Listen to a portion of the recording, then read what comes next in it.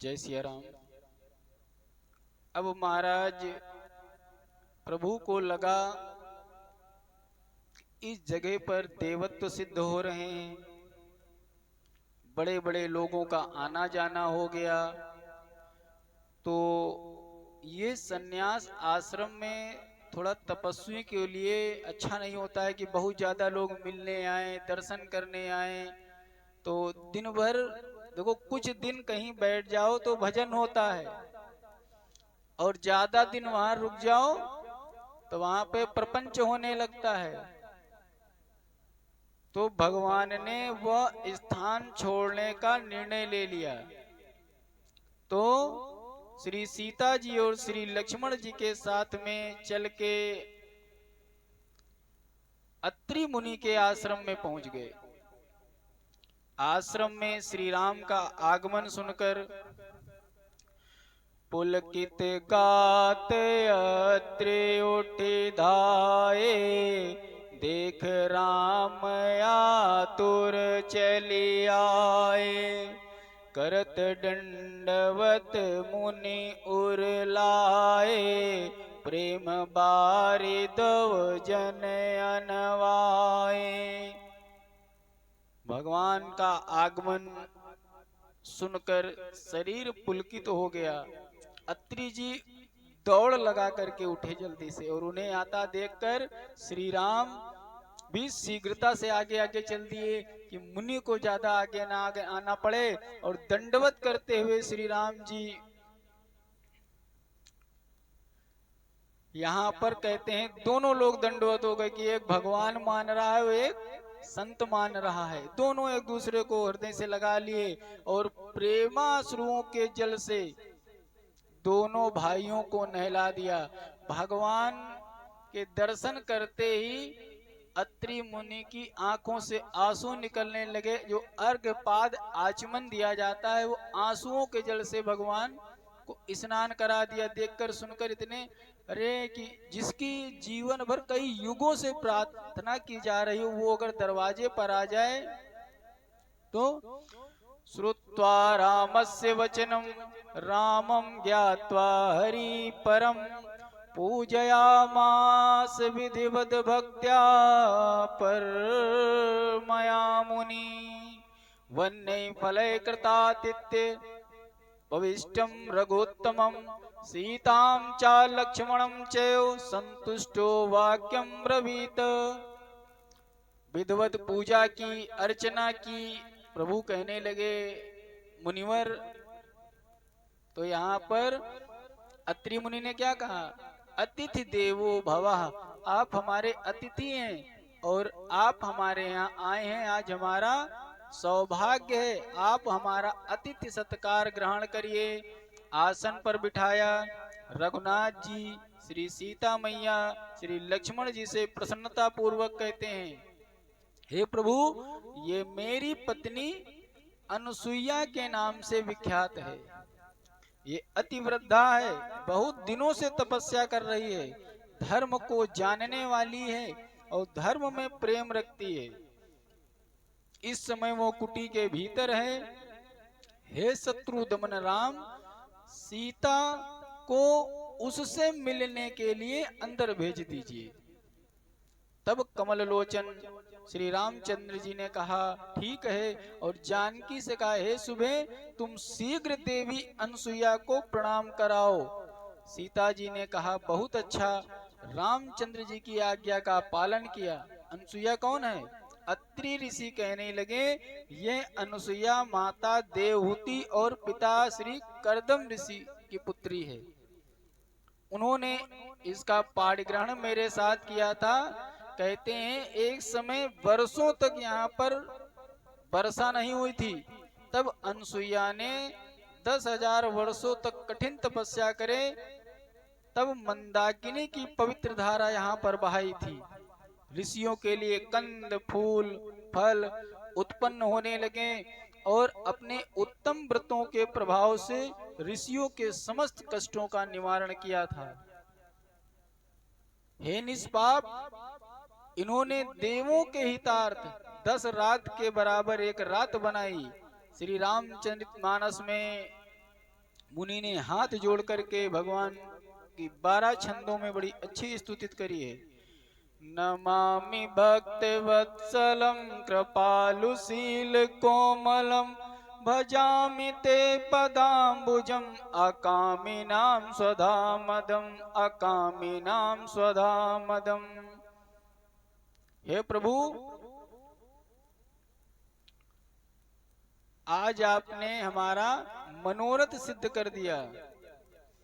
अनसुईया के पद गई सीता, मिली बहोरी सुशील विनीता। अनसुईया के, माता अनसुईया के प्रणाम करके, माता अनसुईया को प्रणाम करके सीता मैया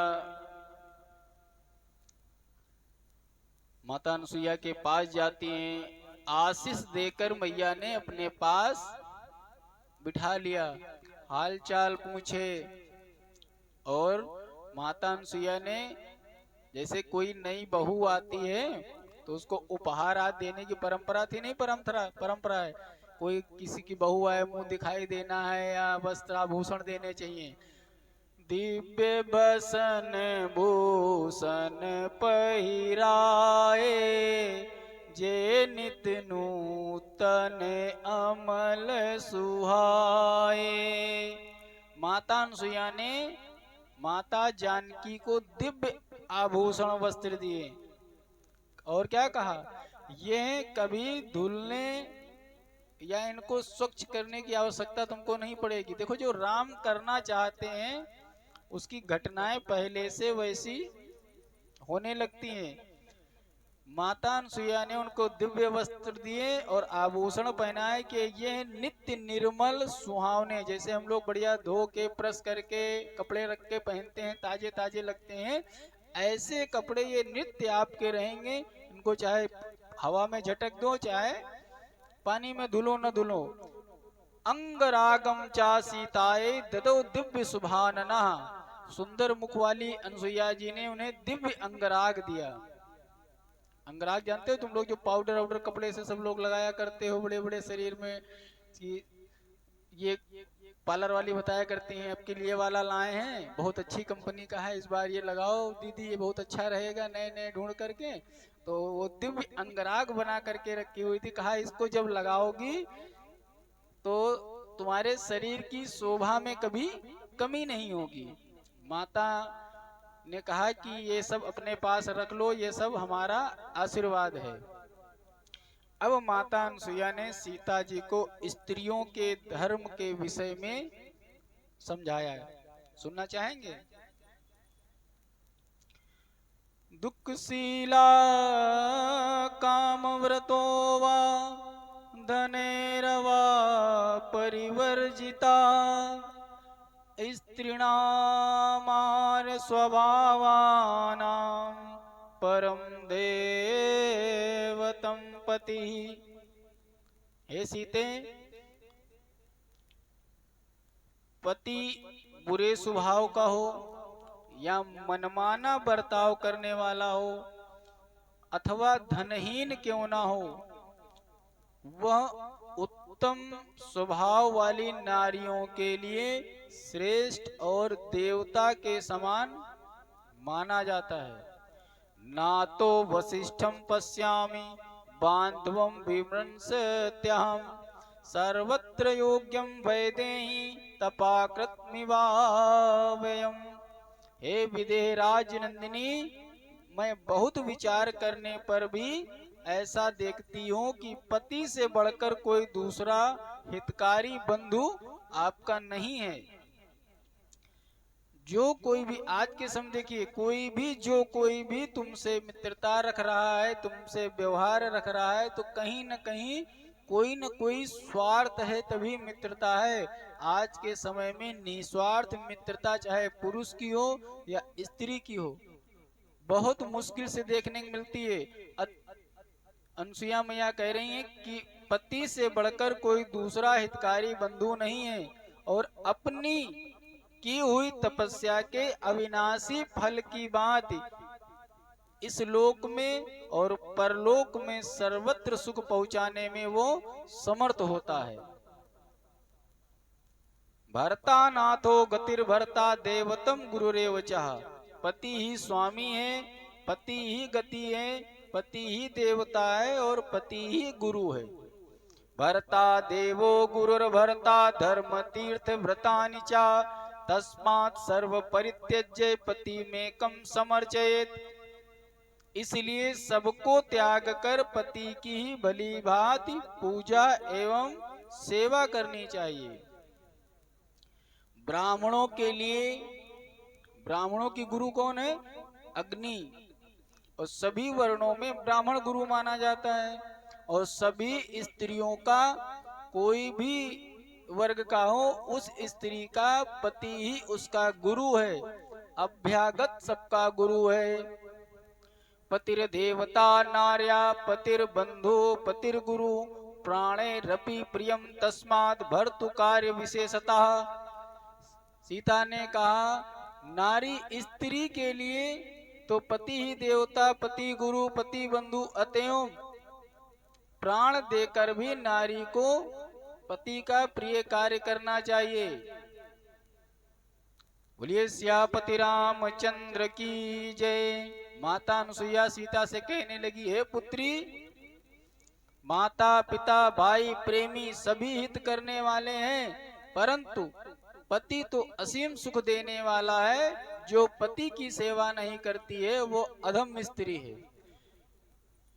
धीरज धर्म मित्र अरुणारी, धीरज धर्म मित्र अरुणारी, आपद काल पर खियाई चारी, वृद्ध रोग बस जड़ धनहीना, अंध बधिर क्रोधी अति दीना, ऐसे उपति कर किए अपमाना, नारी पाव जमपुर दुख नाना, जगपति व्रताचार विद्याई, वेद पुराण संत सब काई, जगपति व्रताचार विद्याई, वेद पुराण संत सब काई। धीरज, धीरज कब पहचाना जाता है? धीरज की परीक्षा कब होती है? ऐसे बड़ा अच्छा लगता है सत्संग सुनना, ज्ञान सुनना, अच्छी अच्छी बातें सुनना। सोशल साइट पर हम लोग कितने अच्छे हैं। अच्छा, कोई गाली दे रहा हो, कोई किसी को पीट रहा हो, किसी का कोई नुकसान कर रहा हो, तो उस पोस्ट को हम लोग क्या करते हैं? बड़ी गंदी है, बड़ी खराब है, बड़ा दुष्ट आदमी है। कोई भी व्यक्ति, सबकी अंतरात्मा पवित्र है, कोई भी गंदे को गंदा कहेगा, अच्छा नहीं कहेगा, कहेगा? तो लेकिन जब अपने पे बात आती है, अपने शरीर में रोग हो जाए, दरिद्रता हो जाए, कष्ट हो जाए, वृद्ध रोगी अंधा बहरा कोई भी शरीर में दीनता आ जाए और उसके बाद भी भक्ति बनी रहे, तब लगता है धीरज है। नहीं तो बड़े अच्छे अच्छे बहुत सरल उपदेश सुनाना, किंतु कठिन करके दिखलाना। धीरज कब काम आता है? विपत्ति में, परीक्षा। तो धीरजवान व्यक्ति धर्म धारण करता है। जब आप पर विपत्ति आए तब आपके धीरज की परीक्षा होती है, और इसी कष्ट में मित्र की भी परीक्षा होती है, और इसी समय नारी की भी परीक्षा होती है।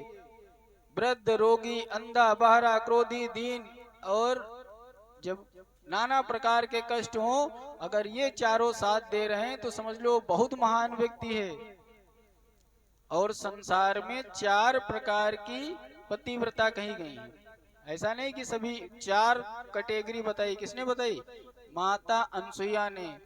उत्तम के यस बस मन माही, सपने हूँ आन पुरुष जग नाही। जगत में 4 प्रकार की पतिव्रताएं पाई जाती हैं। वेद पुराण संत ऐसा कहते हैं कि उत्तम श्रेणी की पतिव्रता के मन में ऐसा भाव रहता है कि जगत में मेरे पति को छोड़कर दूसरा पुरुष संसार में है ही नहीं, सिर्फ मेरा ही पति पुरुष है, वही मेरी सभी मनोकामनाओं को पूरा करने वाला है। वे देवता पुरुष की भी उपासनाएं नहीं करती हैं। और दूसरा कौन सा है? मध्यम पर पति देखहि कैसे, भ्राता पिता पुत्र निज जैसे। मध्यम श्रेणी की वे पतिव्रताएं हैं कि जो पुरुषों से संबंध तो रखती हैं, लेकिन कोई चाचा है, कोई दादा है, मुंह बोले भाई हैं, सगा भाई, पिता पुत्र या समान अवस्था वालों को कोई रिश्ता बना करके जो सामाजिक रूप से ऐसे देखती हैं। और तीसरी, धर्म विचार समुझ कुल राई, सो निकृष्ट त्रिया सुतियस काई। तीसरी कौन सी है कि जो अन्य से संबंध समाज में रहता तो है, लेकिन कोई न कोई मैत्रीपूर्ण या रिश्तापूर्ण या कोई न कोई एक पर्दा डाल करके रिश्ते की रह करके संबंध में रखती हैं। और चौथी कौन सी है? बिन अवसर भय तेरा जोई, जाने अधम नारी जग सोई। चौथी वे कि सामाजिक मर्यादा, पारिवारिक मर्यादा या मौका न मिलने के कारण भयवश पतिव्रता बनी रहती है। जगत में उसे अधम स्त्री मानना चाहिए जो मर्यादा तोड़ करके भी पराये पति से रति क्रिया आदि करती है। वो 100 कल्प तक रौरव नरक में पड़ी रहती है। बोलिए सियावर रामचंद्र की जय। इसी तरह माता अनुसुईया ने नाना प्रकार स्त्री धर्म, पति धर्म, देखो जिसके पास जो जाओगे वैसा तो ज्ञान देगा। सती अनुसुईया कौन है? सती अनुसुईया की परीक्षा लेने आए थे। ये कहानी पता है आप लोगों को? नारद जी एक बार पृथ्वी पर भ्रमण कर रहे थे और देखा सती अनुसुईया को, यही सब की बारिश करवा दिया, नदी उत्पन्न करा दी, तो स्वर्ग लोक में निकले तो हमेशा नारद जी क्या जपते थे? श्रीमन नारायण भजमन नारायण, श्रीमन नारायण नारायण नारायण, श्रीमन नारायण नारायण नारायण, श्रीमन नारायण। और आज क्या जप रहे हैं? कैलाश के ऊपर से गए, जय सती अनुसुईया माँ, जय सती अनुसुईया माँ, जय सती अनुसुईया माँ, जय सती अनुसुईया माँ। तुमसे नहीं है जग में कोई बड़ा, सती अनुसुईया माँ, जय सती अनुसुईया माँ। कान पड़ी पार्वती मैया के, छटपटाहट मच गई। कैलाश छोड़ के मायके तक नहीं गए, जीवन गुजर गया पति के चरणों में बैठे बैठे। और हमसे भी बड़ा कोई पृथ्वी पर पतिव्रता हो गया है? बोलिए सियावर रामचंद्र की जय। अब क्षीर सागर के ऊपर से निकले, अपनी सेवा में कमी ढूंढने लगी पार्वती मैया। आखिर हमसे कौन सी ऐसी कमी रह गई है जिसके कारण आज नारद जी ये भजन गाते हुए जा रहे हैं?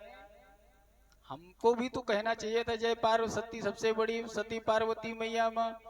तो सती तो है, लेकिन सबसे बड़ी जो शब्द लगाया तो भक्तों में भी बोला कंपटीशन होता है ना, पवित्रता में भी कंपटीशन। लक्ष्मी जी के कानों में बात पड़ी, कहा 24 घंटा चरण कमल सेवा किया करते हैं चरण कमलों की सेवा किया करते हैं, पुरुष की तरफ देखना सोच दो कोई मतलब नहीं है, तो क्या हम सबसे बड़ी सती हम नहीं है? पैर दबाना बेकार हो गया। और इसके बाद ब्रह्मलोक की तरफ से निकले, क्योंकि कैलाश, क्षीर सागर और ऊर्ध्व मार्ग पे जब चलेंगे तो ब्रह्म नाभि से कमल, ब्रह्माणी के कान में पड़ी बात, तीनों के मन में अशांति हो गई। प्रभु लोग बोले कि चलो कहीं घूम घाम आए। तो स्त्रियां, माताओं की एक आदत होती है, 24 घंटे काम करा लो, सब कुछ करा लो, लेकिन मैं आपस में 24 घंटे आराम करा लो, चाहे 24 घंटे काम करा लो।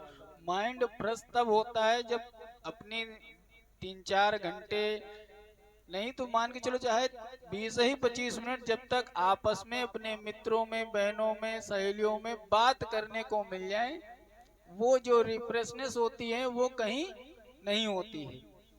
अब ये तीनों के मन में अशांति मची है। हो सकता है मिलाया होगा फोन, तीनों बहनों ने आओ कहाँ हो, तीनों एकत्र हो गई। बोले कि आज नारद की हरकत देखे हो? तो कहीं ना सुने तो हम हो रहे हैं। ए बहनी, अगर ये तुम्हार नाम लिए होते तो हमको न खलता। तो पार्वती जी ने कहा, अरे नहीं लक्ष्मी जी, अगर हमको भी तुम्हारा नाम लिए होते तो हमको न खलता। ब्रह्माणी भी कह रही, अरे हम तीनों में से कोई नाम लेते तो न देखे। पृथ्वी लोक पर एक ऋषि की पत्नी की ये लोग तारीफ कर रही हैं, ये कर रहा है नारद अपना। और इतना देख लो कि हम लोग कितना इनको मानते हैं, कितनी सेवा करते हैं। जैसे आते हैं नारद बेटा मानते हैं, भैया मानते हैं, लड़के तरीके से मानते हैं। आज ये हमको सुना के गा रहा था। क्या गा रहा था? तो कहीं हाँ वही भजन तो हमको भी सुनाई मिला है। कह रहा था वो बार बार चिल्ला रहा था, मुंह मेरी तरफ था, जा दूसरी तरफ रहा था। तो कहीं यही सब को किया है। तो कहीं चलो पता करें चल के, पता न करो बुलाओ नारद को। नारद जी तो इसी भावना से निकले ही थे। नारद जी फिर आए तो इनके सामने, तीनों के सामने गा रहे हैं, जय सती अनसुईया माँ, जय सती अनसुईया माँ। तीनों से कहा, ये नारद ये बताओ ये कौन है? तो बोले अत्रि महाराज हैं, उनकी पत्नी, इनसे बढ़कर संसार में कोई सती नहीं है। बोले सिद्ध करो। तो कहे भैया हमको नहीं सिद्ध करना है, हमको पक्का पता है। ये तुम लोगों के जो पति हैं, त्रिलोकपति हैं, इनसे ज्ञानी कोई नहीं है। अपने अपने पतियों से जाओ, पता करें जा करके। हे बोले बाबा, हे बोले बाबा उठो। बोले बाबा बोले बताओ। नारद की पूरी बात बताइए। अरे बोलो ठीक, तुम सती तो हो, सबसे अच्छी हो, तुम मेरे लिए संसार में तुम सबसे उत्तम हो, दुनिया के पीछे मत पड़ो। यही बात विष्णु जी से लक्ष्मी जी ने कहा तुम मेरी परम प्रिय हो, इसीलिए मैं रमापति कहा जाता हूँ। शिव जी ने कहा मैं शिव तुम शिवा, और मैं रमापति के नाम से। ब्रह्मा जी भी बोले कि तुम ब्रह्माणी हो तभी हम ब्रह्मा है। टेंशन न लो, शांत बैठो, ये सब चीजें नहीं, जाओ पता करके आओ, परीक्षा लेके आओ तब मानेंगे। भाई तीनों लोगों ने कहा वही है वही जो राम रचि राखा, को कर तर्क बढ़ावे शाखा। तीनों लोग आए पृथ्वी पर और बनाए बाबा का भेष, माता भिक्षाम देहि। हिंट देखो देवताओं ने क्या दिया, भिक्षा मांगते हैं, कुछ मांगते हैं। अत्रि मुनि के आश्रम में आए और माता भिक्षाम देहि। अंदर से आवाज आई, थोड़ी देर बैठो, भोग ला रही हूं। ऋषियों ने कहा देखो हम कोई ऐसे वैसे सिद्ध नहीं है, हम हिमालय से आए हैं। तो एक बोले हम समुद्र से आए, एक बोले मैं आसमान से आया हूं, हमने कभी जमीन पर पैर नहीं रखे हैं। वो बोलते हैं कि हम कभी जो है बर्फ से नीचे नहीं उतरे, बोले जल से नीचे नहीं उतरे। एक लोग क्षीर सागर में, एक लोग हवा में रहने वाले। तो बोले हाँ तेज तो आप लोगों का दिव्य लग रहा है, तो प्रभु बताओ क्या करें? तो बोले या तो वापस कर दो, अगर इच्छा पूछ रहे हो तो इच्छा पूरी करनी पड़ेगी। अतिथि देवो भवा, अत्रि मुनि ने बता ही दिया। जब राम जी की इतनी सेवा करी तो भैया बोले कि अच्छा बैठो भाई, बताओ इच्छा। तो बोले कुटिया में बिठा करके एकांत में निवस्त्र होकर के भोजन बनाओ और हम लोगों को पवाओ, नहीं तो तुम्हारा यह सारा धर्म नष्ट कर दूंगा। अब अनसुईया मैया चिंता में हो गए कि ये पुरुष हैं और सतीत्व आज भंग हो जाएगा। आंख मूंदा, पति का ध्यान किया। अत्रि मुनि मुस्कुराए और पति का जब ध्यान किया बुद्धि जागृत हो गई। गई पूजा घर में कमंडल में जल रखा था, तीनों पे दिया छिड़क और 6-6 महीने के तीनों बन गए बालक। 6-6 महीने के ब्रह्मा विष्णु महेश एक जैसे तीनों स्वरूप, क्योंकि तीनों अलग तो है नहीं, सत्य रज तम तीनों तत्व एक हैं। जब बालक हुए, छोटे से बच्चे को लिटा दो, 5-6 महीने का बच्चा श्रृंगार करके लेटा हुआ है, स्त्री पुरुष नहीं जान पाओगे, इसी तरीके से जान जाओ। कोई 5-6 महीने का बच्चा है जान पाएगा, 2-3 महीने की स्त्री है पुरुष है। बच्चों में क्या होता है, तीनों को गोदी में उठाया, दूध पियाया, नहलाया धुलाया, पालना डाल दिया। एक दिन छोड़ो कहे कहे आश्रम में, 1 महीना बीत गया। अब पृथ्वी के महीना बीतेंगे, वहां के एक पल। और नारद जी क्या कह रहे हैं, जय सती अनसुईया माँ, जय सती अनसुईया माँ। हे नारद, जब कोई मुसीबत में हो, कष्ट में हो, दुख में हो, तब उसकी हंसी नहीं उड़ाई जाती है। जौनी मैया बात कर रहा, उनके बाद तीनों पति गए हैं, हमको लग रहा तीनों को रख लिया है, इतनी बड़ी सती है तुम्हारी मैया, जाओ पता करो।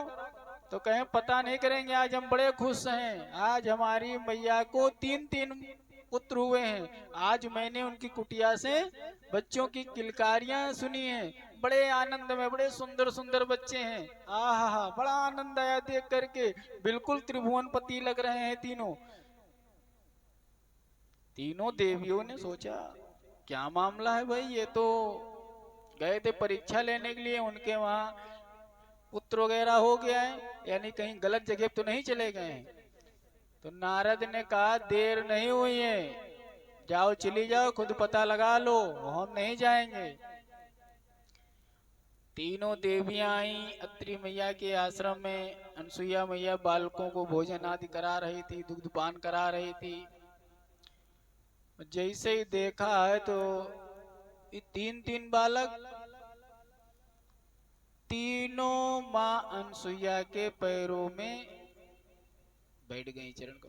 तीनों देवियां कहने लगी, हे माँ क्षमा करो। तो बोले कौन सा क्षमा करें, इसमें क्षमा क्या होता है, ये हमारे हैं लड़के हैं, तुम हमारी बहुएं।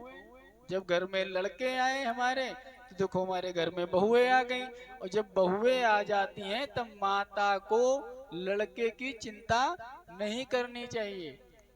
जब बहू आ जाए अगर माता चिंता करे तब घर में कला हो जाती है। शादी तब हो जाए तो माताओं कहने लगी देखो हमको पति सेवा में हो रही है दिक्कत, तुम लोगों के ये पति हैं ये हमें पता है, अब ऐसा करो कि इन पतियों को, हमारे बेटों को एक एक ले लो और तुम जाओ अपना मौज करो, जब हमको जरूरत होगी तो हम तुमको बुला लेंगे। आज से हम तुमने तीनों को अपना बहू स्वीकार कर लिया है। अब तीनों देवियों के ऊपर पृथ्वी पर आई थी ना, इस पृथ्वी पर जो आता है तो कहीं ना कहीं माया का प्रभाव जरूर हो जाता है, कितना भी हो। तीनों सोच रही हैं कहीं पति बदल गए तो। अब तीनों एक जैसे लग रहे हैं। सती मैया को कह रहे थे कि कोई पतिव्रता है, अब अपने पति को जो ना पहचान पाए वो कैसी पतिव्रता मानी जाएगी। तीनों सोचने लगे गलती से कहीं एक दूसरे पति का हाथ ध्यान हो गया तो सतीत्व तो नष्ट हो जाएगा ना। तीनों विनती करने लगी, नारद जी भी पीछे से आ गए, मैया पति मिले। अब तीनों देवियां मुस्कुरा रही, नारद तुमने जो है गलत फंसा दिया। तो बोले हमने जो तृष्णा अंदर में होती है, एक थोड़ी सी मेरे अंदर हुई थी, प्रभु ने जगा दिया। तो ये इन्हीं तीनों की लीलाएं हैं। तुम लोग सेवा करते करते मन में भाव ले आई थी कि देखो हमसे बड़ा जग में कोई हो सकता है क्या, हम लोग इतना अपने पतियों की सेवा करते हैं। तो ये तीनों पति, ये तीनों देवताओं, ये तीनों हमारे जो हैं, ये इनकी इच्छा थी कि तुम्हारे कभी मन में अहंकार नहीं आना चाहिए कि हमसे बड़ा कोई नहीं है, ये पृथ्वी वीरों से खाली नहीं है। तो तीनों चारों सब कहने लगे जय सती अनसुईया माँ। जब वही भजन गाए हैं, लाई जल कमंडन से छिड़क दिया। ब्रह्मा विष्णु महेश तीनों खड़े हो गए, बहुओं के साथ में प्रणाम किया। तो शिव के अंश से दुर्वासा का स्वरूप, दत्तात्रेय, दुर्वासा और सोम, इन तीनों की उत्पत्ति इसी घटना के बाद में हुई थी। क्योंकि जो स्वरूप बन जाता है वो स्वरूप तो रहेगा रहेगा, उन तीनों बालकों के अंश से ये निकले। बोलिए अनसुईया मैया की जय। तो अनसुईया मैया की ये लीला थी। तभी जग में देखो, कोई भी घटना अगर बताओ और उसका प्रभाव ना पता हो तो मन में बात आती, क्यों ऐसा भाई बात कही जा रही है ना। अभी जैसे जिसको एक घटना नहीं पता है, तो जब तीनों देवियां भ्रमित हो गई तो कहो सती अनसुईया, सतियां एक सती लोग पूरा बसा हुआ है, वहां पर जो मदद करने वाला होता है तो उन सबकी अधिष्ठात्री देवी कौन है, अनसुईया मैया है। सतियों को कोई भी काम होता है, जब यमराज जी भी हार गए थे और सावित्री के ऊपर भी हाथ किसका था, माता अनसुईया का, कि तुम डटी रहो, देखें कि उस न्याय दिलाने का काम करती हैं। एक बार की बात है, एक पतिव्रता कौशिकी थी, कौशिकी का विवाह हुआ कि ऐसी घटना कि विवाह के बाद ही उसका पति रुग्ण हो गया। तो कहीं भी वो आती जाती थी तो अपनी पीठ पर पति को लेके जाती थी, नहलाना धुलाना खाना पीना, इतने करते करते यही पूरा जीवन गुजर जाता था। और सोचती थी कि ईश्वर ने उसे सेवा वृत्ति के विकास का अवसर दिया है। आश्वस्त पति को पीठ पर लाद कर ले जा रही थी अंधेरे में। उनके पति ने कहा कि कहीं वहां चलना है, और रात के अंधेरे के कारण रास्ते में तपस्यारत मांडव्य ऋषि बैठकर तपस्या कर रहे थे, उनको उसका पैर लग गया कौशिकी मैया का। ऋषि ने सामान्य भूल को उदंडता समझा, जैसे अब आंख मूंदे बैठे कोई लग गया है पैर की लात मार दें।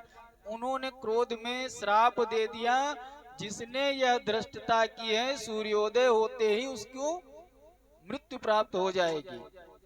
अब कौशिकी ने अनभिज्ञता जाहिर की, कहा प्रभु अपराध हो गया है, अंधेरे के कारण क्षमा याचना की, कोई फल नहीं निकला। तो कौशिकी मैया ने क्या कहते, मैं अपराध वैधव्य का दंड स्वीकार नहीं करूंगी। मैंने अपने पति की सेवा की है, मैं सती हूँ, मैं कोई अपराधी नहीं हूँ। यदि सूर्योदय के साथ पति की मृत्यु हो जाएगी तो मैं अपने सतीत्व के बल से सूर्योदय ही नहीं होने दूंगी। पतिव्रता की शक्ति की अवहेलना करना सूर्यदेव के सामर्थ्य के बाहर था। चारों ओर कह रहे महीनों अंधकार छाया रहा। अब जब मांडव ऋषि को पश्चाताप हुआ तो उनको श्राप वापस लेने का सामर्थ्य नहीं था। अब उसी समय माता अनसुईया प्रकट होकर कहने लगी, हे बहन कौशिकी, तुम सूर्योदय हो जाने दो, फिर मैं तुम्हारे पति को स्वस्थ अवस्था में जैसा है वैसा जिंदा कर दूंगी और स्वस्थ कर दूंगी। तब कौशिकी मैया ने अपना वचन जब वापस लिया, तब सूर्य उदय होता है। वही कौशिकी नदी भी बहती है। पति प्रतिकूल जन्म जा जाई, विधवा होई पाई तरनाई। थोड़े क्षण मात्र सुख के लिए जो पति के विपरीत चलती है वह इस जन्म में या अगले जन्म में विधवा अवस्थ होती है और युवा अवस्था में श्री राम ने जानकी जी को आया देखकर मुनि से कहने लगे, हे स्वामी, अब मुझे दूसरे वन में जाना है, हमें आज्ञा दीजिए। अत्रि मुनि कहने लगे, हे प्रभु, ये मैं कैसे कह दूं कि आप मेरे आश्रम से दूसरे स्थान पर चले जाएं, क्योंकि कोई भगवान को दूसरे जाने के लिए कहता नहीं है। अत्रि मुनि तो इतने पुलकित हो रहे थे, एक भाव ये थे कि पुत्र भाव भी था इनके अंदर, देवता भाव भी था। तन पुलक निर्भर प्रेम पूरन नयन मुख पंकज किए। तन पुलक निर्भर प्रेम पूरन नयन मुख पंकज दिए। मन ज्ञान गुण गोतीत प्रभु मय दीक जप तप का किए। जप जोग धर्म समूह ते नर भगति अनुपम पावई। रघुबीर चरित पुनीत निस दिन दास तुलसी गावई। जिस रघुवीर के चरणों के दर्शन के लिए लोग युगों युगों तक तपस्या करते हैं, युगों युगों तक भगवान का जप करते हैं, प्रार्थना करते हैं, वो जब घर में आ जाए तो उनको कौन कहेगा जाओ। राम त्वमेव भुवनानि विधाय तेषां संरक्षणाय सुरमानुस्तिर्गादीन। हे राम, इन संपूर्ण भुवनों की रचना करके आप ही इनकी रक्षा के लिए देवता मनुष्य त्रियादि योनियों में शरीर धारण करते हैं और संपूर्ण संसार को मोहित करने वाली माया भी आपसे डरती है। हे प्रभु, आपकी जैसी इच्छा हो। बोलिए सियावर रामचंद्र की जय।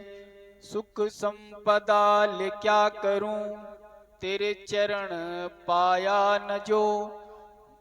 मैं स्वर्ग में रह क्या करूं, तेरी शरण आया न जो। बोलिए सियावर रामचंद्र की जय।